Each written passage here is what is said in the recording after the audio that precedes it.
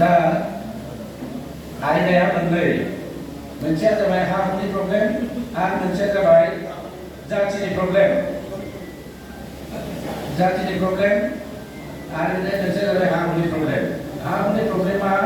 जोंना बे tribal balance ब्लकनि खोथा फैगोन आरो बे ट्राइबेल बेलेन्स ब्लकनि दारैनो जोङो जोंनि हा हुनि रैखाथिखौ लाखिनांगौ दा ट्राइबेल बेलेन्स ब्लकनि न'आवनो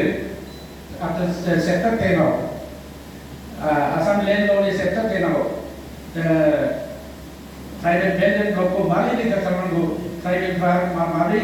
गावनि हाखौ माने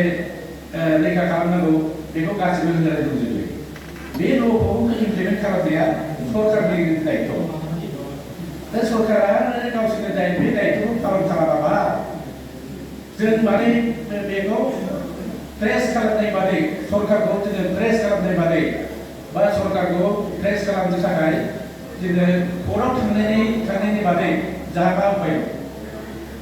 दा खोथा जाबाय बे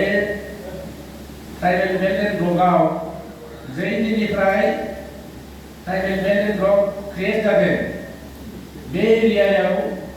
दस्रा गुबुन हारिनि मानसिफ्रा गुबुन हारि माने नन ट्राइबेलफ्रा फैनानै बे माने हानि माबा मोनफैया हानि राइट मोनफैया बाहाय जोंनाय दंखायो नन tribal can acquire land in the scheduled or in notified tribal area by way of transfer money, by way of purchase, by way of lease, by way of agreement, by way of settlement. बिसोरो हा acquire खालामनो मोना